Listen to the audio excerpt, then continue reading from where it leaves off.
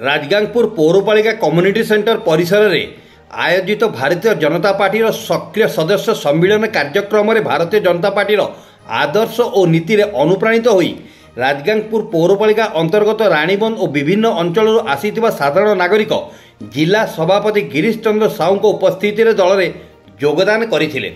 उक्त समस्त कार्यक्रम बीजेपी वरिष्ठ नेता तथा पूर्वतन निर्वाचन कन्वेनर अरविंद साहू तत्वावधान में संचालन करा जायथिला। एही अवसर में राजगांगपुर बीजेपी मंडल सभापति राजन सोनी, वरिष्ठ नेता बटकृष्ण मिश्र, नरसिंह मिंज, शशिरेखा सामल, दोलगोविंद दास, राहुल मिंज, कुंदन बाहुबली, टीनू प्रसाद, सुभद्रा राउत और वरिष्ठ बीजेपी नेताकर्मी उपस्थिति में नूतन भाव में योगदान करथिबा सदस्यों को दलीय उत्तरीय पुष्पगुच्छ प्रदान कर दल में स्वागत जणाइथिले। भारतीय जनता पार्टी रे योगदान करथिबा नूतन सदस्य दल पर निस्वार्थपर भाव में कार्य करिवे बोली सेमाने सूचना देइथिले। सुंदरगढ़ जिला राजगांगपुर देवव्रत मित्रों रिपोर्ट, क्रांति ओडिशा।